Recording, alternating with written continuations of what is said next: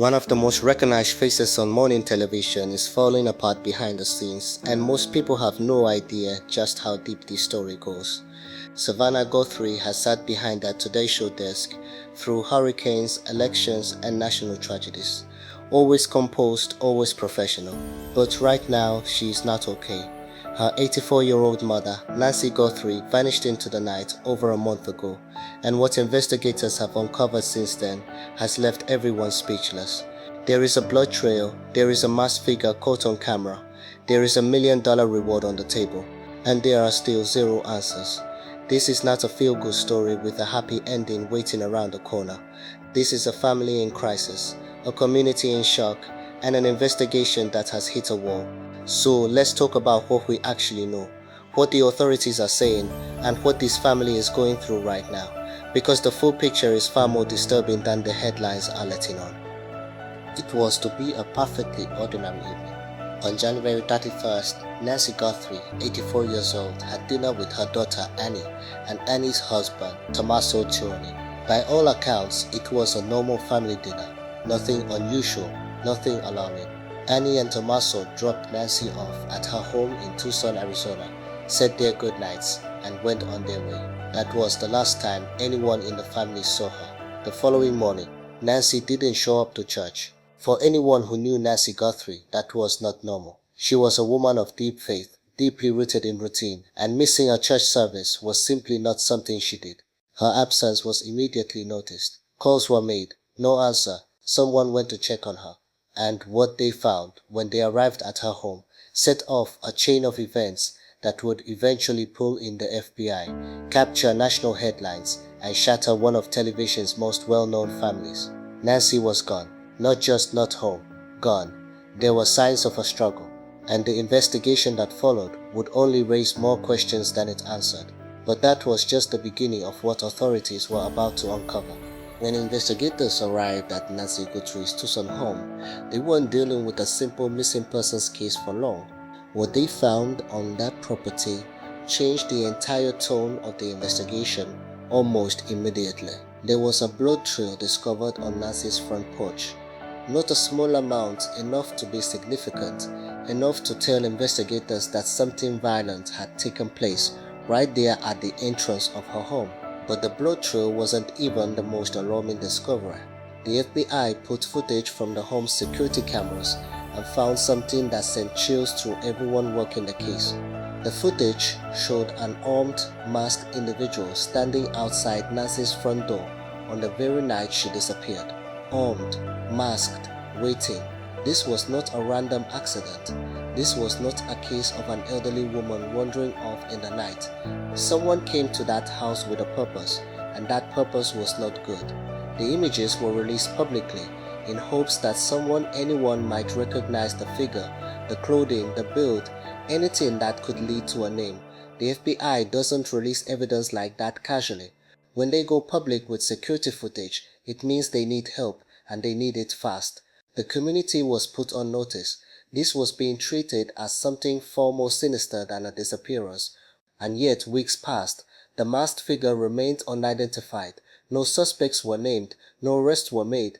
The investigation pressed forward, but the walls were closing in, not on a suspect, but on the case itself.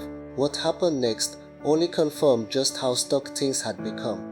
A full month after Nancy Guthrie went missing, the investigation had reached a point that no family ever wants to hear about. Sources with direct knowledge of the situation confirmed that the FBI had conducted what appeared to be one final sweep of evidence at Nancy's home. One final sweep. That phrase alone tells you everything you need to know about where things stood. When federal investigators do a last pass through a crime scene, it signals a transition. It means they've gathered what they can gather from that location, and they're deciding whether the family can finally return to the property. For Savannah and her siblings, that must have felt like the ground shifting beneath their feet. The home their mother lived in, the home where she was last seen alive, had become a federal crime scene, and even accessing it was out of their hands. As of early March 2026, there were no suspects, there were no confirmed leads, The case had gone cold in the sense that the immediate flurry of investigative activity had slowed, and what remained was the agonizing uncertainty that comes with a case that refuses to break open. The Pima County Sheriff's Department remained involved, the FBI remained involved, but answers remained elusive. For a family already living through something unimaginable, the news that the investigation had stalled wasn't just disappointing, it was devastating. And Savannah Guthrie, who had been watching all of this unfold while still somehow showing up to work, had reached her breaking point. What she said next would stop the entire country in its tracks. When Savannah Guthrie announced a reward of up to $1 million for information leading to her mother's recovery, it sent shockwaves far beyond the typical true crime community. $1 million is not a number that gets thrown around lightly. It is a number that says we are serious, we are desperate, and we believe that someone out there knows something. Savannah was direct about it. She said someone out there knows something. She said they were begging for that person to come forward. The tip line was anonymous, meaning anyone sitting on information, whether out of fear, out of loyalty to someone else, or out of hesitation, had every opportunity to come forward without putting themselves at risk. $1 million and full anonymity. That combination was a deliberate choice designed to remove every possible barrier between the truth and the people who needed to hear it. But Savannah didn't stop there. In the same announcement, she revealed that the family was also donating $500,000, $500,000 to the National Center for Missing and Exploited Children. She explained that she knew they were not alone in their pain. She knew there were millions of families suffering through the same kind of uncertainty, the same sleepless nights, the same desperate hoping. The donation was a way of turning their private tragedy into something that could help others who would never have a platform or $1 million reward to offer. That gesture said something profound about who this family is. Even in the middle of their worst nightmare, they were thinking about other families going through the same thing without any of the resources or attention that the Guthrie name brings. It was a moment of grace in the middle of devastation, but the story didn't pause to let them breathe. Just days later, the family was back in public, this time gathered at a memorial that hit differently than anything that had come before. On March 2nd, 2026, Savannah Guthrie, her sister Annie, and brother-in-law Tommaso Cioni were seen at a memorial that had been set up outside Nancy's home in Tucson. They carried flowers. They were escorted by Pima County Sheriff's Department deputies, and the images of them standing outside that house, the same house where a blood trail was found, the same house where a masked armed figure appeared on camera, were almost impossible to look at without feeling the weight of what this family was carrying. Savannah shared a photo from the memorial on her Instagram.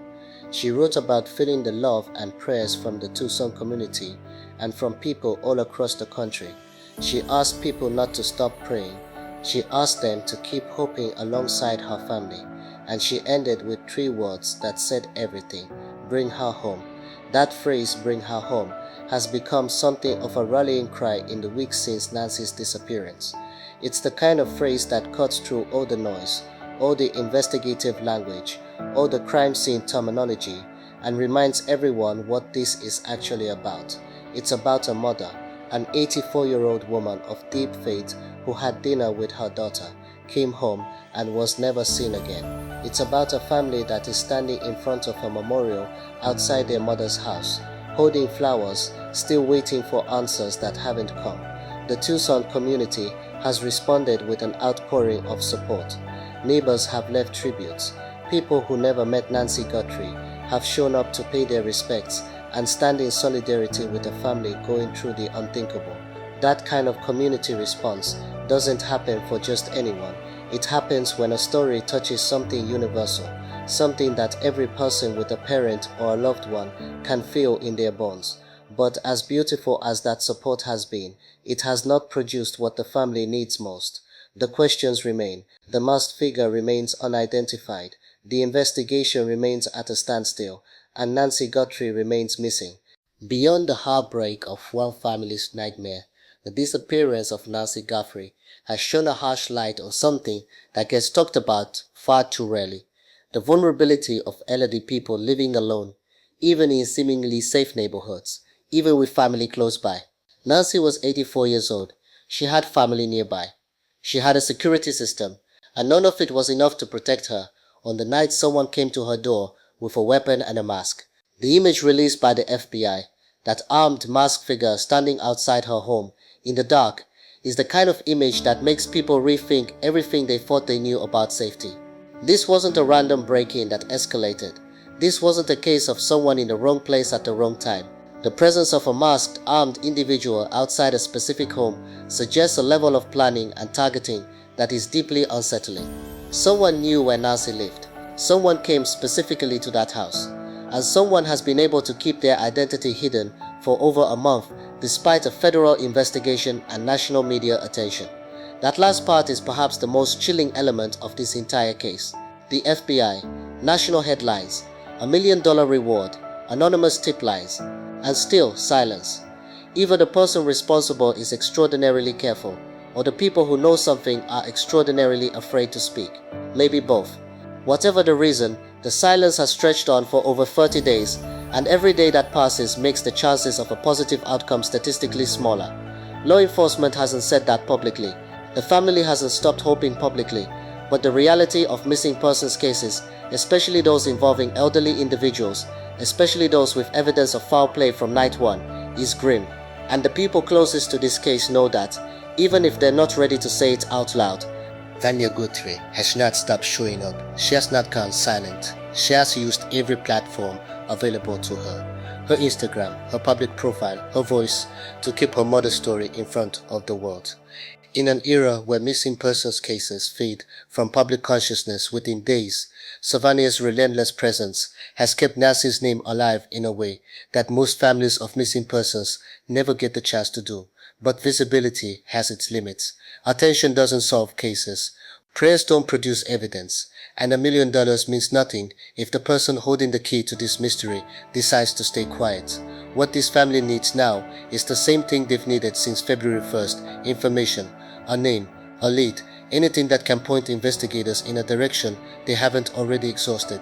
The tip line is still active, the reward is still being offered, and somewhere out there, someone knows something that could change everything. Nancy Guthrie was a woman of faith. Her daughter described her as someone who loved the Lord, who would be dancing in heaven with her family if she was already gone. That image of an 84-year-old woman, full of love and faith, taken from her home in the middle of the night, is one that should make every single person watching this uncomfortable. Because it is a reminder that safety is never guaranteed, that evil does not spare the elderly or the faithful, and that the people we love can be taken from us in ways we never saw coming. This story is not over. Keep Nancy Guthrie in your thoughts. Keep sharing her story. And if you know anything at all, make the call. Bring her home. If you found this video helpful, hit the like button and subscribe so you don't miss any updates on this story as it develops. Drop a comment below and let us know your thoughts. We'll be back with more updates as soon as there is new information.